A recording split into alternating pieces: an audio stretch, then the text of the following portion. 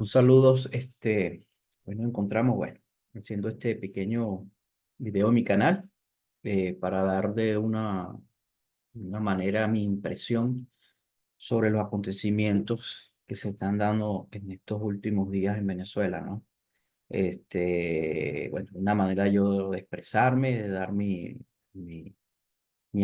apreciación y mi criterios. Y que, bueno, de cierto modo es hasta una manera de desahogarse uno ante estos eventos que son, más allá de ser caóticos, es cómo, cómo se sostiene, cómo se sostiene un sistema bajo una matriz tan negativa, tan destructiva a lo que son los principios éticos y morales de una sociedad, ¿no? Y entonces, ante esta situación, bueno, que le toca a uno tomar estos medios, que es lo que le queda, y expresarse. Este, Sin embargo, aclaro, todos los eventos, porque bueno, de que el mundo es mundo, de que existimos como sociedad en nuestros avances hacia lo que llamamos modernismo, siempre ha existido la opresión, ¿no? Lo que es lo malvado, ¿no? Y bueno, y hay gente que vive de eso y se mantiene de eso. Que uno ande creyendo en una utopía de una sociedad de, de armonía, de paz, tranquilidad, de equilibrio. Bueno, este mundo es así, ya en la escritura está establecido. Quien que impera aquí es el príncipe de la tiniebla, lo dice el mismo Jesucristo. Mi mundo verdadero está más allá de este. Bueno, llámese extraterrestre, como lo quieran llamar, ¿no? Pero él lo deja establecido y es verdad, porque él es el quien nos, ¿verdad?, devela o nos quita el velo de lo que es este mundo tan engañoso y tan lleno de falsedades, ¿no? Y de lo que impera, pues. Y es en eso que, que hay un choque dentro del ser, dentro del como individuo, como ser humano, porque uno tiene un ideal, por lo menos en mi caso, yo soy una persona deseo y he deseado, hoy me he imaginado un mundo de alegría, de felicidad, de plenitud, de tú como ser humano, pues en tu desarrollo como ser humano, vivir en esa hermandad, sin hipocresía, sin esa falsedad, y que más allá de las opulencias o de los bienes económicos, es el criterio del ser humano como intelectual, una persona pensante, con unos valores, con respeto al prójimo como dice Jesucristo, como le decía un siervo, Señor, ¿qué debo hacer eh, para estar en tu reino? Creo que es el pasaje, algo así. Y él le dice, cumplir los mandamientos. Y el mandamiento lo resume en dos, amarás a Dios sobre todas las cosas y amarás a tu prójimo como a ti mismo. Y amar a Dios es amar al prójimo. Sí, ¿sabes? Algo muy, muy claro, pues. Y si me amo yo, estoy amando también al prójimo, indistintamente en su pensar, en su forma de ser. eh, pero es eso. Y si partimos de allí, tendríamos una sociedad muy distinta a la que tenemos hoy en día. Pero bueno, este es el ideal. Suena como una utopía, pero es el ideal y que bueno, de cierto modo, si estamos en este mundo es para algo y por algo, ¿no? Porque nada es gratis. Y en este mundo menos, nada es gratis. Todo lo que tú hagas va a tener un costo, o sea, para bien o sea para mal, ¿no? Pero bueno, en este libre albedrío que tenemos y que de escoger, que debemos escoger, yo estoy del lado del bien, del lado de las buenas cosas, del lado del trabajo, del esfuerzo, de la gratitud, la consideración, el respeto, lo moral. Ese es mi lado. Como tal, me manifiesto sobre estas herramientas y ahí en ese sentido, bueno, caso de mi país, Venezuela, este, es mi obligación hacerlo. eh, y como tal, bueno, y bajo un conocimiento, claro, un previo conocimiento, porque hacer las cosas por hacerlas no está bien, ¿no? Tiene que tener una línea, una consecución, una forma, una manera para poder expresarlo, ¿no? Entonces, bueno, y aquí es donde yo entro en el tema. Viendo los últimos acontecimientos, como decía, en el caso, y que, oye, bueno, ¿qué podemos esperar, no? De cómplices, de personas eh, solapadas, es la palabra, ¿verdad? Solapadas que se van allí metiendo por intereses, ¿no? Y yo digo que mira cómo en estos tiempos, siglo XXI, nuestra América está totalmente corrompida. Desde que llegó Hugo Chávez Fría, fue, fue algo muy atroz. Siempre ha existido las corrupciones, siempre ha existido las cosas malvadas, pero en este siglo ya está entrando está entrando el siglo XXI y el año 2000, como que hubo una apertura, ¿verdad? En un mundo oscuro. Y es la conmoción que estamos viviendo ya en estos últimos años, ahorita post pandemia, que se deja ver que prácticamente es una guerra, ¿no? Una guerra no convencional y todo este proceso llamada Revolución Bolivariana, mal llamada, toman el lema en Bolívar que tiene tiene una representación de libertad, de abolir la esclavitud, porque dentro de lo que he escudriñado y dentro de mi conocimiento, Bolívar más allá de libertad naciones era abolir la esclavitud, ese era el principio. De hecho, el entorno de Bolívar, si tú ves, era ese proceso que se vivía en las Américas entre Europa y África, que era que comercializar con seres humanos. Se comercializaba, se quedaban esclavos, ¿verdad? Porque bueno, esa era la manera y la forma que se vivían para esos tiempos, ¿no? Y en esos tiempos, y no es que está echando o señalar algo, no, no, es que se vivía. Era un tiempo de esclavitud y Bolívar fue uno de los principales críticos de eso, ¿ves? Y, y si tú te pones a ver quiénes pertenecían a las tropas de la libertad, tropas de Bolívar, eran campesinos, eran llaneros, personas afroamericano, o sea, latino, perdón, gente que venía de África y hacían vida y se quedaron en nuestros territorios, pues, que era prácticamente indígena, era otro tipo de una sociedad, otro tipo de sociedad, por llamarlo así, o sea, primitiva, era indígena, y se mezclaron. Y entonces Bolívar utilizó mucho esto, el mestizaje, todo eso, muchas tropas que fueron, ¿ves? Poco era lo que era el blanco criollo que existía que dentro de las tropas, ¿no? Y si lo existían eran los que lideraban la, la, las batallas. Caso Sucre, ¿ves? Este otro. Y entonces eso deja ver bueno, ese era el ideal bolivariano, contrario a lo que profesaba esta gente o lo profesa esta gente, porque es un modo de esclavitud lo que estamos viviendo hoy en día en Venezuela, es una esclavitud moderna, mire, es una intervención. Venezuela está siendo ocupada, y lo dicen ya muchos internacionalistas, muchas personas conocedoras en la materia. Claro, esto se venía desde hace tiempo gestando, con un proceso ideológico falso, proceso ideológico latinoamericano, de libertades, no, grupos que fueron manejando, iban manejando la ideología sobre la tesis del comunismo, la tesis de un socialismo, que eso no existe, ¿sabes? Yo le digo, en Venezuela no existe, ¿qué comunismo? El comunismo no ha existido.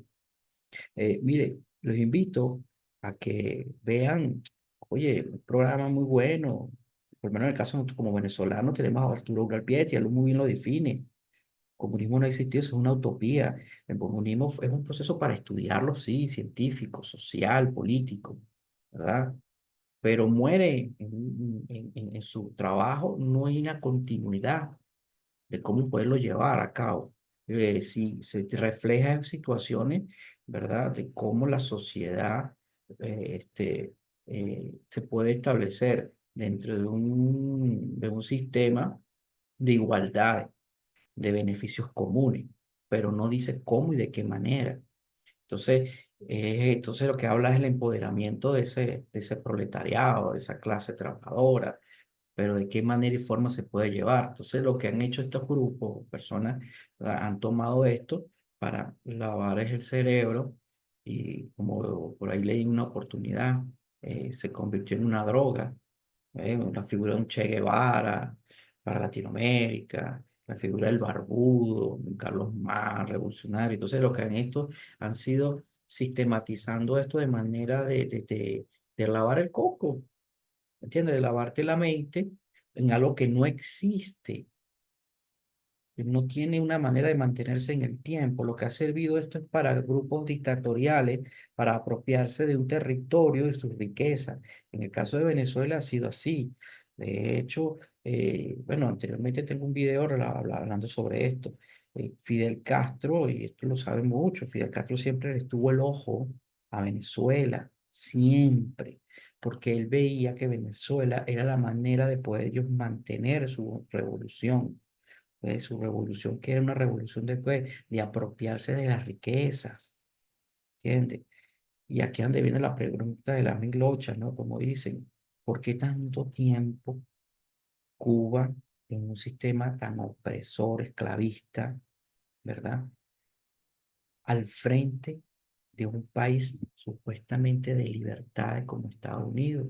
Te pones a ver Miami, está allí, y al frente tú tienes a Cuba. Y entonces es algo paradójico, ¿no? Tú dices, bueno, ¿y esto qué es? Entonces tú eres Miami, territorio norteamericano, con libertades, pero le fue dado y cedido al exilio cubano para que hicieran vida allí. Pero vamos a mantener al sistema castrista allí. Y al lado tenemos Guantánamo, una prisión. Esto es algo que tú dices, bueno, simplemente y llanamente complicidad. Complicidad, más nada. Lo que hay es complicidad en un sistema como el sistema cubano, a grupos, o no sé, gente dentro del entorno económico y político les interesa mantener a Cuba allí. Y de cierto modo es mi tesis. Yo siempre he hecho investigaciones y veo que Cuba ha sido para Latinoamérica el espionaje perfecto, el invasor, ¿verdad? En un momento dado, para llegar a países donde países deseen ser independientes, de una economía independiente, ¿ves? Y desequilibrar gobiernos. De hecho, Cuba, si vamos a los estudios históricos, políticos en Venezuela, siempre ha estado en una intromisión, si no directa e indirecta. Entonces, Cuba para muchos países de Latinoamérica ha estado miscuido, ¿ves? Entonces, es una cuestión de que, bueno, la potencia lo ha mantenido allí. Estados Unidos como potencia ha mantenido a Cuba. Ahí no hay eh, mayor cosa que indagar del propio sistema norteamericano que ha mantenido a Cuba, indistintamente que Cuba tenga su relación con Rusia, el que tenga con, porque si vamos en los años 60 en la Guerra Fría, este, Fidel Castro de su expansión buscó siempre a Venezuela, una vez la intervino, o una no, varias veces buscaba intervenir a Venezuela, ¿verdad? Pero la que más se reseña históricamente fue la que en los años 60 en el gobierno de Rómulo Betancourt, él trató de entrar en estas islas y después posterior también en los años de Caldera, Raúl León, y no me recuerdo porque fue Caldera el primer gobierno, cuando hubo la expansión de la guerrilla en Venezuela, estaban metidos los intereses cubanos allí, o castristas como tal, ¿no? Entonces, entendiendo esa parte, muy bien. que entre lo que tenemos hoy en día es eso, es una continuidad. Históricamente, entre Chávez y Maduro fueron formados por grupos cubanos. De hecho, mm, este personaje que hoy tenemos en allí, que secuestró nuestro país, lo tiene secuestrado, este, él es un formado con ese ideal. Y ahí se entiende por qué Chávez sacado y es colocado este personaje, ¿no? Porque él es más fiel y él es más manejable y bueno, ya esto es algo que muchas personas están conscientes de esto. Nosotros como sociedad debemos tenerlo muy claro, debemos tenerlo muy claro para sabernos, sabernos cómo movernos hoy en el presente con este grupo de personas. Y es aquí, bueno, que este grupo entre su llamada revolución de delincuentes, se ha alineado con grupos del narco, financiación del narcotráfico, tanto de carteles mexicanos como colombianos y de otras organizaciones, ¿verdad? Internacionales. Y eso es lo que está en Venezuela. Eso es lo que hace vida en Venezuela. ¿Ve? Entonces, esto lo sabe Estados Unidos, lo sabe la Unión Europea. De hecho, hay políticos, ¿verdad? Metidos en todo esto. Hay gente, muchos intereses metidos en todo esto. Entonces, es aquí donde vengo, oye, y creo que decía desde un principio, mucha maldad, muchos intereses propios, y cómo dañar a una población exterminándola. Y es el dolor que siento como venezolano. Mi gente está siendo exterminada. Da dolor, da dolor. Yo cuando pues, me voy y me acuesto, le digo a Dios, Señor, porque todo esto, este sufrimiento. Me paro una mañana eh, y no logro desconectarme de mi país por nada. Y eso es algo que va dentro del ADN de uno. Así como nosotros tenemos dentro de los ADNs, ¿verdad? Esas células que van desde nuestros ancestros, nuestras familias y todo esto, nuestros árboles genealógicos. Tenemos uno especial, que es lo que busca la ciencia, llamada también que busca el ADN de Dios. Es eso que tenemos especial.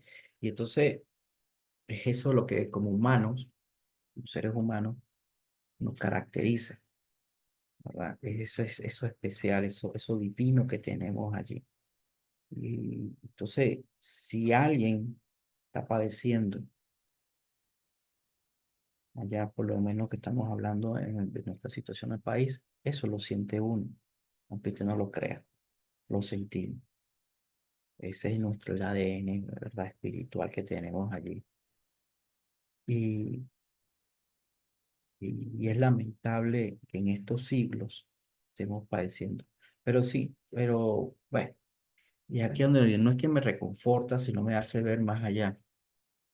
Es cuando tú ya entras a las escrituras, ¿verdad? Y de manera no literaria como tal, sino de una manera ya lo que llaman los judíos, el nivel so, el nivel de luz de las escrituras, y lo hablan los cabalistas, ¿verdad?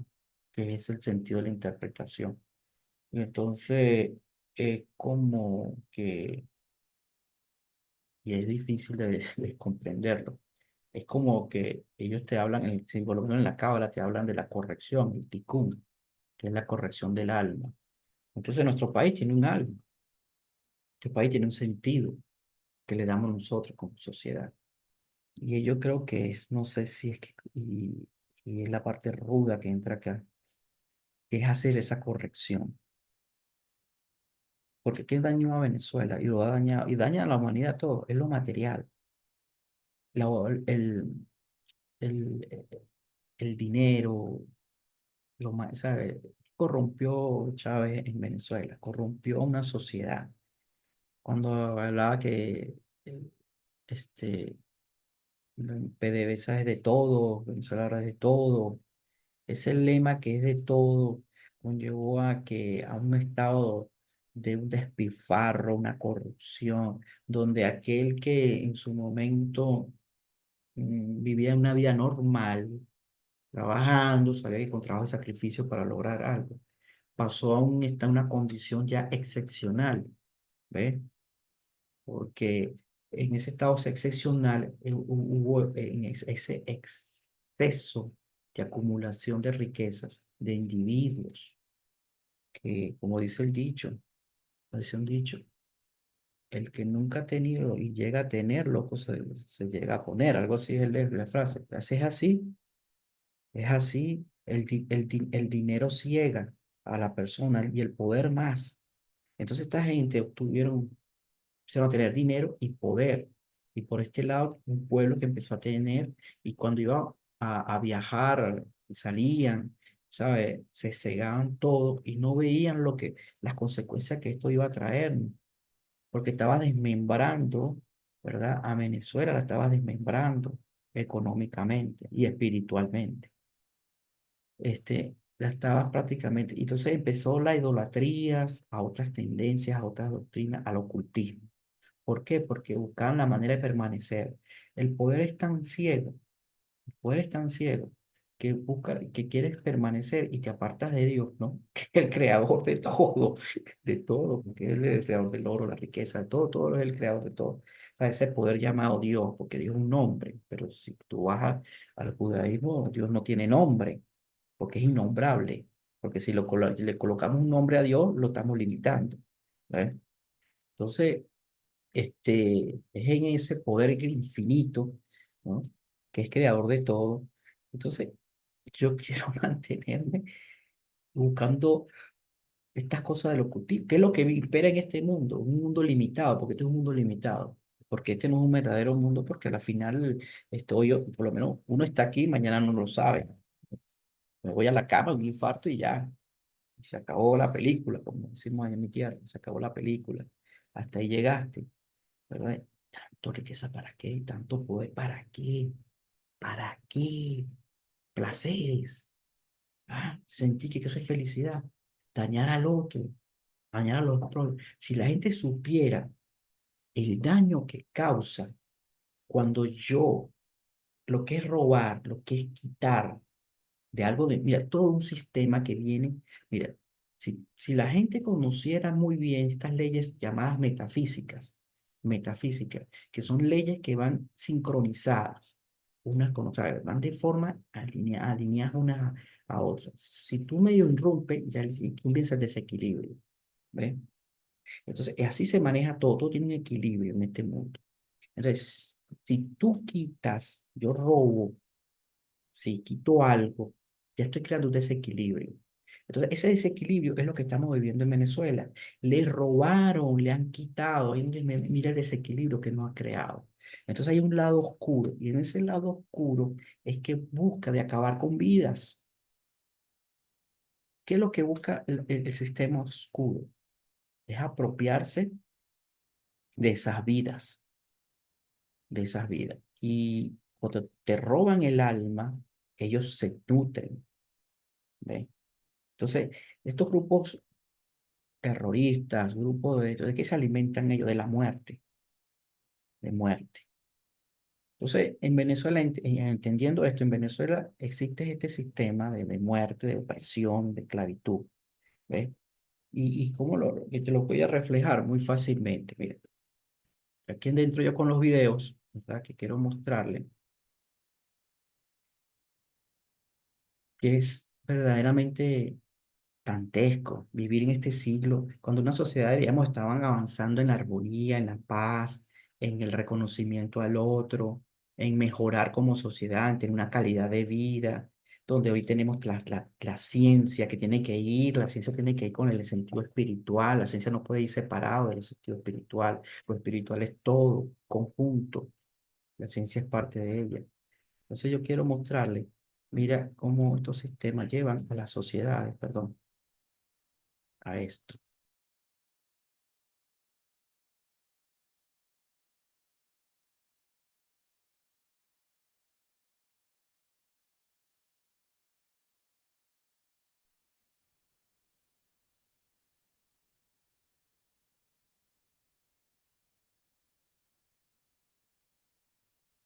esto, esto,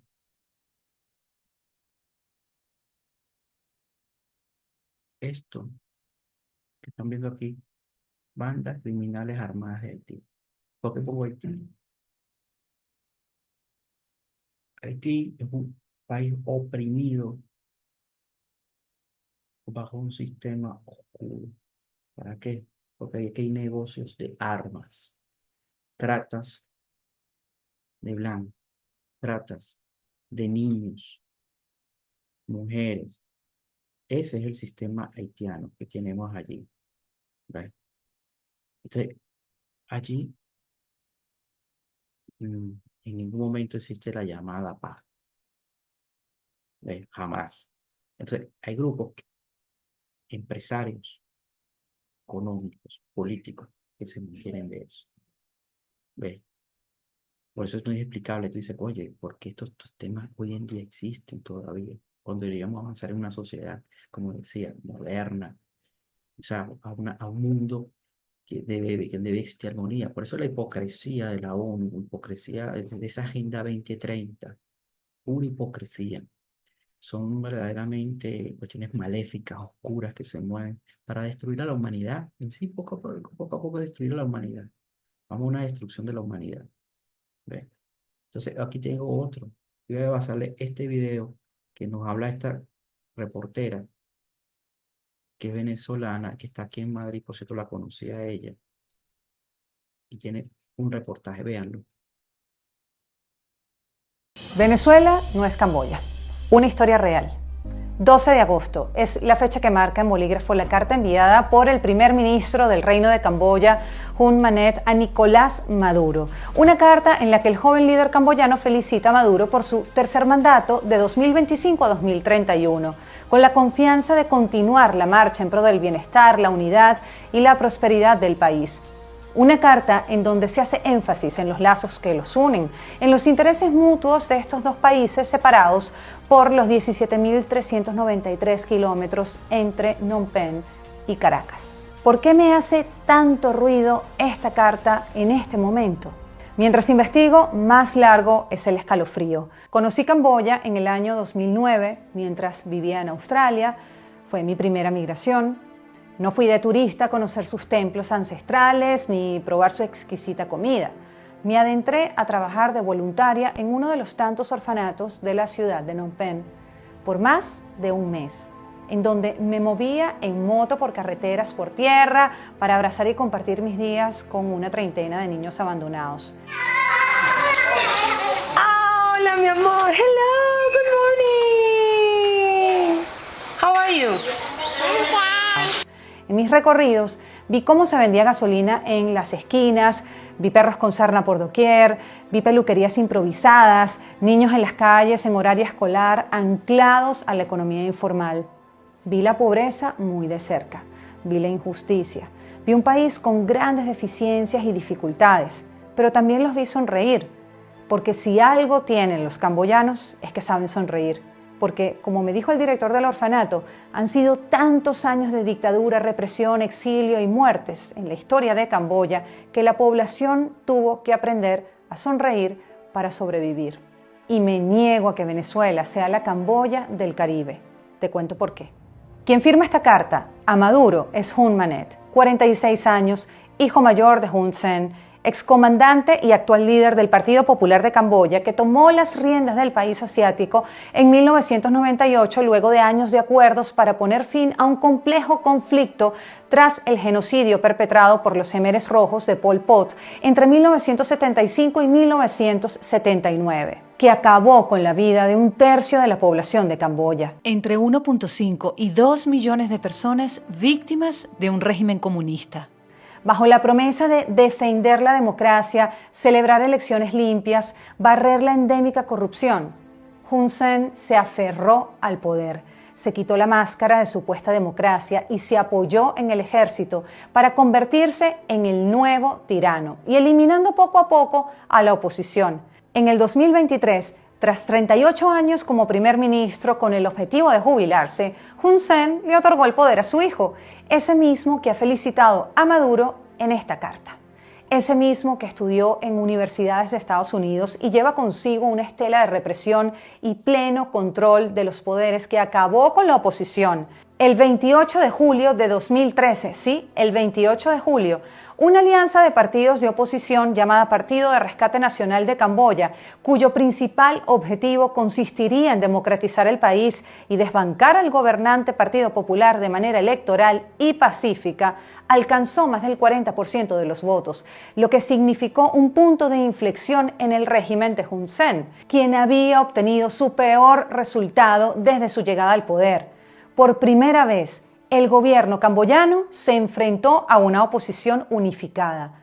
Desde entonces, la represión contra la oposición fue en aumento, logrando que el Parlamento aprobara disolver cualquier partido político por motivos de seguridad, siempre bajo el criterio único del partido gobernante. Ese año la alianza opositora fue disuelta por el régimen y más de un centenar de sus miembros fueron procesados, lo que llevó al exilio a políticos destacados. En las elecciones siguientes, en las del 2017, Kem Sokha, el ex líder del disuelto partido de oposición, fue condenado a 27 años de prisión, luego de ser declarado culpable de traición, de conspirar con Estados Unidos para derrocar al régimen camboyano. Y en el año 2023, en las elecciones más recientes, tras la inhabilitación de la única formación opositora que se estaba gestando en el país, el oficialismo se alzó con el 82% de los votos, unos comicios supervisados por sus aliados China y Rusia, ya que Estados Unidos y la Unión Europea se negaron a enviar observadores por la falta de transparencia de los mismos. El régimen camboyano, cabe destacar, en este tiempo ha cerrado medios de comunicación críticos al gobierno y ha expulsado del país a organizaciones internacionales dedicadas a promover la democracia. ¿Te suena esta historia? Luego de entender dónde ha estado Camboya estos años, esta carta, en vez de validar el apoyo internacional a Maduro en su fraude, es un claro guión de un régimen autocrático aferrado al poder. Lejos de descolocarnos, esta historia le da más sentido a nuestra lucha, porque a diferencia de Camboya, el régimen de Nicolás Maduro no logró disolver a la oposición y fuimos a elecciones y las ganamos. La voluntad de los venezolanos ganó Venezuela y la lucha es hasta el final, una lucha pacífica. Venezuela no es Camboya. Hoy el miedo está en otra parte porque saben que hay allí un país que decidido avanzar. Óiganlo bien, esto es muy importante. La nuestra es una lucha cívica y pacífica. Cívica y pacífica, pero no es débil, no es dócil, no es sumisa.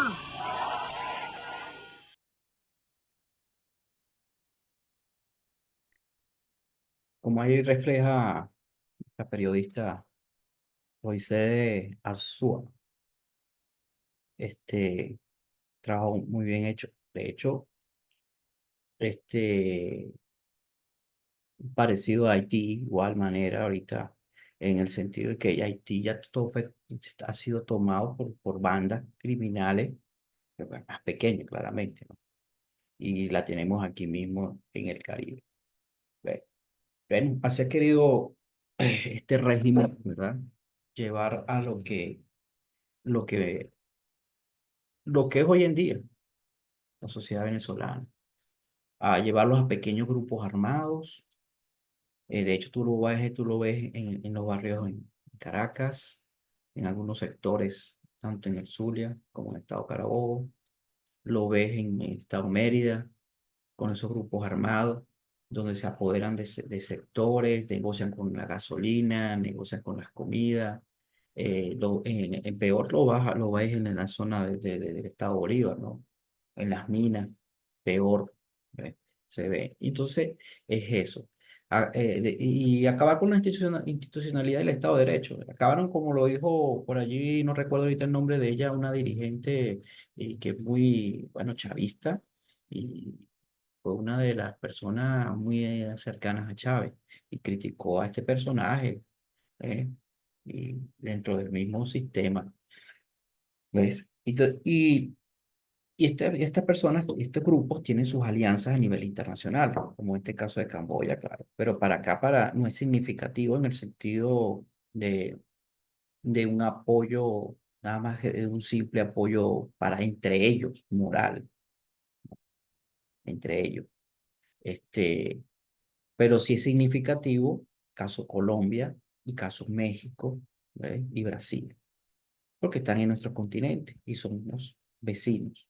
Entonces, en el caso de, por lo menos el de México, es triste y patético, bueno, sabiendo que el sistema mexicano ha estado, eh, y en los últimos años, eh, mantenido bien sabido por los carteles.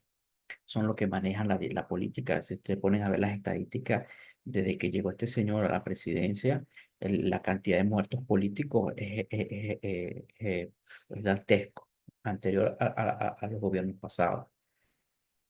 Y si tú veías la noticia, muerto el alcalde de tal municipio en el estado tal, periodista, quien era opositor a tal, muertos.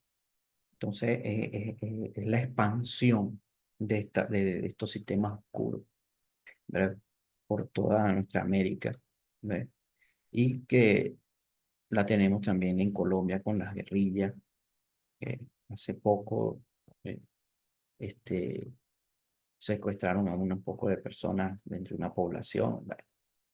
Y que y conviven y viven dentro del territorio venezolano. Brasil, que es y es la que yo siempre sigo el llamado a Lula, eh, porque, bueno, es una persona que de cierto modo no está ligada directamente, pero sí debe haber algunos vínculos dentro de su sistema económico, ¿verdad? Eh, por financiación a sus proyectos o como partido político, ¿verdad? Para llegar al poder. Bueno, de cierto modo tuvo que haber algún vínculo con ellos. De hecho, en su momento Hugo Chávez fue financista en muchos proyectos políticos en Latinoamérica y es menos pensar que haya sido en Brasil, también lo haya hecho en Brasil, lo ha hecho acá en Europa, ¿ah? Con Podemos, entre otros partidos, y no creo que lo haya menos, no, al menos lo haya hecho allá en Brasil, ¿no? Entonces, es lo delicado de estos asuntos. Y es que, bueno, por lo menos, porque ahorita no lo tengo aquí el video que es el último video de López Obrador, refiriéndose a la situación de Venezuela, donde él dice que tenemos que él tiene que México va a esperar el pronunciamiento del Consejo Nacional Electoral, cuando ya el Consejo Nacional Electoral está aniquilado porque cerró sus puertas. De hecho, si tú entras a la plataforma, a la página, para entrar a la página web está caída desde el 29 o 28 estaba caído el sistema. Entonces no tenemos un Consejo Nacional Electoral, entonces donde él tiene una funcionalidad por constitución específica, ¿verdad? Sus obligaciones y la cual nunca ha cumplido, nunca ha cumplido. Entonces lo que hizo fue es llevarlo a otra instancia, en este caso, ¿verdad? En este caso al Tribunal Supremo, lo que es el TCJ, pues. Entonces, eh, es triste y patético, ¿verdad? Y que entonces existan algunas líneas de pensamiento todavía metidas allí. Pues todo el interés por un interés económico, como me decía un amigo me decía, todo se maneja bajo interés e intereses. Entonces, ¿qué es interés para mí? ¿Qué es lo que puede interesar? Y yo mantenerme en el como decimos vulgarmente, en el chupar sangre allí. ¿Eh? Y, pero sin embargo, al final de esto, al final de esto hay una esperanza. La esperanza es que, por lo menos en esta constitución que tenemos, el, lo han dicho muchas personas, y lo dicen lo que fueron los, los creadores de la constituyente cuando Hugo Chávez Frías, que el eje principal de la Constitución es la soberanía que radica en el pueblo. Entonces, si partimos de allí, que hace mención, que ya he hecho yo en otros programas lo he resaltado, que si nosotros en esta unidad absoluta que ya la hay, porque como lo dije en el programa anterior, el chavismo o el PSUV como tal partido político prácticamente quedó de cascarón, una figura allí, ¿no? Y quedó demostrado. Y es lo que se encuentra el régimen en su impotencia porque no tiene gente, se sostiene con las armas, con grupos irregulares, ¿verdad? Porque ya Fuerzas Armadas, y hay que estar claro, las Fuerzas Armadas no existen. El nombre Fuerzas Armadas, ¿verdad? Esa figura como tal, es dentro de ella, lo que hay allí son grupos terroristas armados con uniformes, ¿verdad? De lo que fue el gentilicio como tal del patriotismo venezolano, ¿verdad? Ese uniforme, en cierto modo lo han ido cambiando. Entonces, bueno, este, ellos fueron desplazados, o sea, esos militares patrióticos que existieron, que fueron desplazados, algunos están presos, otros en el exilio. Entonces, esto quedó desmembrado. Y las Fuerzas Armadas, el que toma las armas hoy en día dentro del entorno, obedece a los intereses de esos grupos, tanto medios como de rangos superiores militares. Obedecen es a ellos. Y con tal poder quitarle a un ciudadano algunos bienes, algo, para ellos eso es satisfactorio. Entonces son mercenarios prácticamente, no están al servicio de un pueblo o al servicio de la sociedad como tal o a civiles como tal, están al servicio de esos grupos, le decían grupos medios y grupos altos. Entonces hay gente que dice, no, que los grupos medios están contentos, ¿qué tal? Mire, estas plataformas de YouTube lo que venden en emociones, venden es emociones, entonces es lastimoso. Y ahí es donde yo invito a estos grupos, a estas personas y periodistas, dejen de vender emociones. Hagan caso como me gustó este reportaje que hizo Goiseder Azúa. Wow, esto sí es un trabajo valioso de investigación, de hacernos sentir la realidad. Esto sí es una realidad. Y ahí por esa misma línea deben ir todos los periodistas, no a panfletos o publicaciones de amarillismo, de sensacionalismo, ni de emociones. Que unas fuerzas armadas se están levantando, que un grupo de no sé qué, dejen de estar mintiendo para tener seguidores y suscríbanse, que se suscriban y le den like. No, no, no, por favor. Están haciendo un gran daño y afectando emocionalmente a nuestra gente. No lo hagan, por favor, se los pido. Si no tienen algún contenido, no tienen, indaguen, busquen, o váyanse a la palabra, los invito. ¿Ve? La escritura consiguen muchas cosas buenas que la pueden añadir y ver y le hagan un poco, levantar un poco más el conocimiento. Sí, de verdad, no por hablar de un doctrinamiento ni de forma religiosa como tal la quieran ver, no, pero hay ahí verdades que están en la actualidad. Lo que tenemos que ampliar un poco más el conocimiento dentro de la ciencia y dentro de lo que vemos en el día a día y nos apegamos a eso y van a ver resultados que se le van a abrir. Y eso lo va a comunicar a las personas que están en un momento en estado desmotivado o de ansiedades o sea, X situación emocional. Ustedes pueden ayudarlo, pero no a crear esas falsas expectativas. Entonces, retomando, este, hay esperanza. Hay esperanza, mi gente, hay esperanza, sí las hay. Y aquí está el llamado. Nuestra articulación, nuestra constitución establece en el soberano, en ese llamado pueblo, que es sociedad civil organizada, tenemos el poder. Entonces, ¿qué debemos hacer? Y yo soy una persona que me gusta mucho crear soluciones, no vivir dentro del conflicto, es generar soluciones ya. Los políticos hoy en día, verdaderamente partidos políticos, mm, llegaron a un límite. Aquí es la población. o el ciudadano que sobrepasa a los partidos políticos. Entonces las soluciones debemos generarlas en mesas de trabajo bien organizadas. Y un elemento, ¿verdad?, que tenemos que hacer es, ya, tenemos un presidente de la República llamado Edmundo González Urrutia. Es la verdad absoluta. Tenemos, y como tal debemos hacer valer. Entonces, en ese sentido, nosotros tenemos que hacer comunicados organizados, levantando firmas, actas suscritas por la ciudadanía venezolana, ¿verdad? Hacerle presión al gobierno de Brasil, principalmente.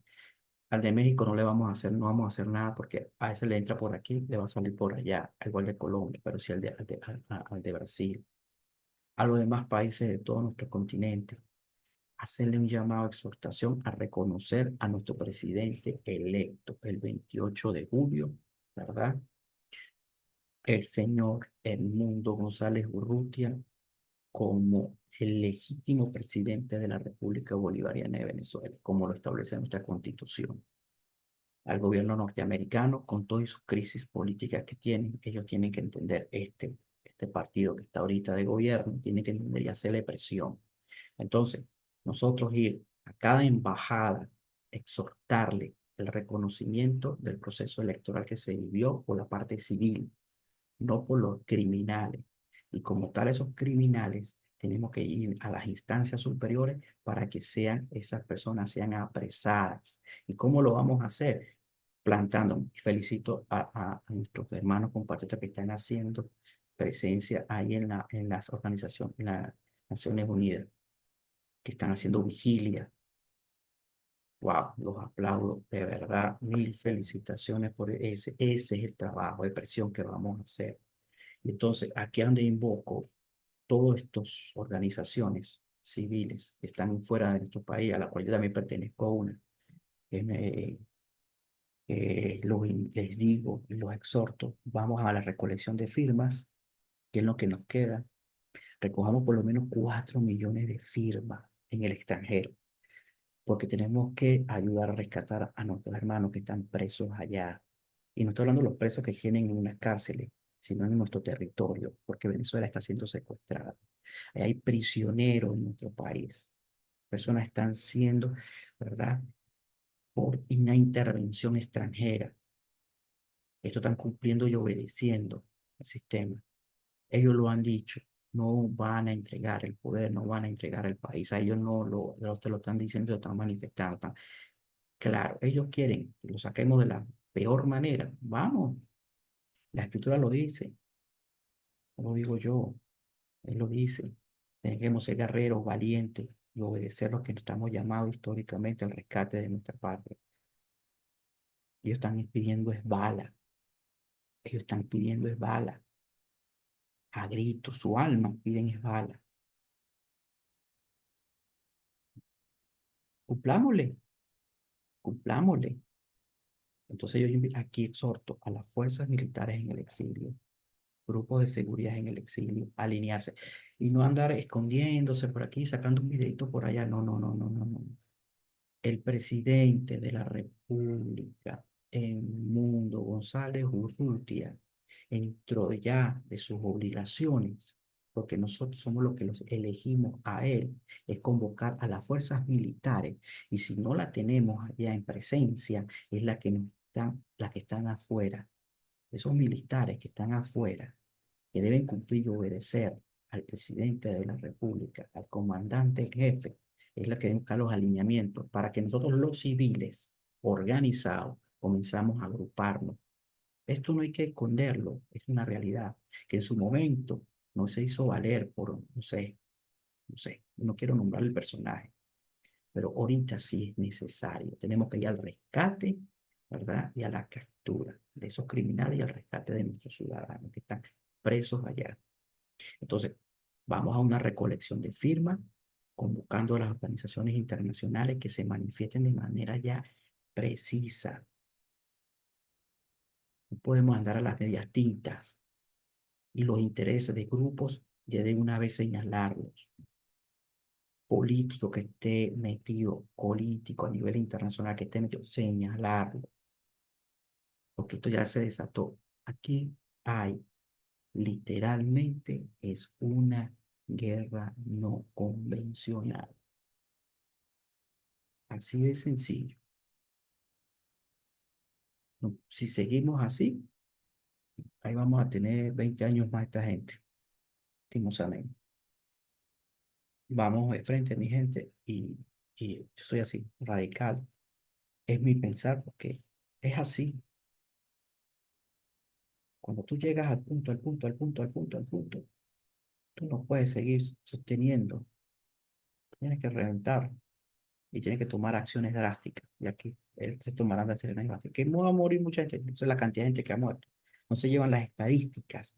Mira, Venezuela dice que hay 30 millones, pues 30 millones.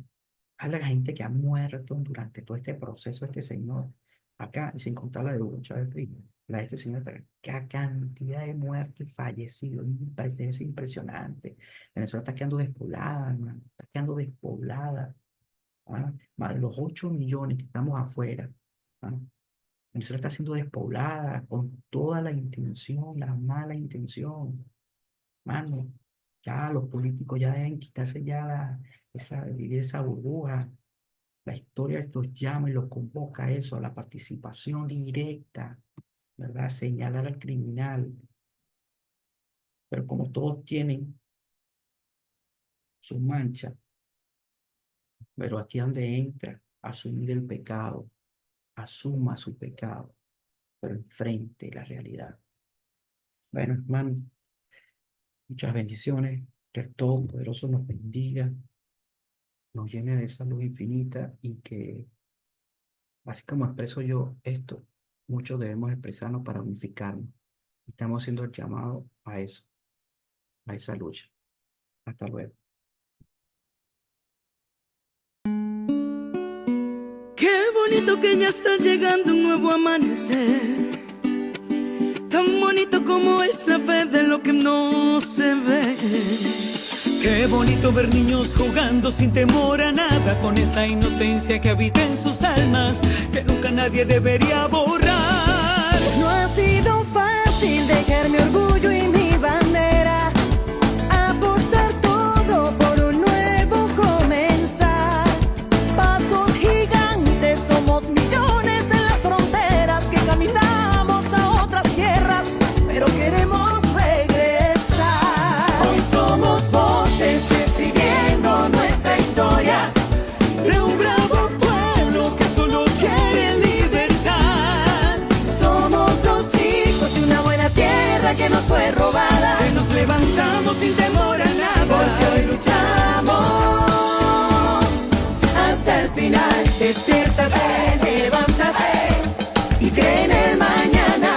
Aférrate, mantén la fe, que el amor siempre gana. Despiértate, levántate y cree en el mañana. Aférrate, mantén la fe, que el amor siempre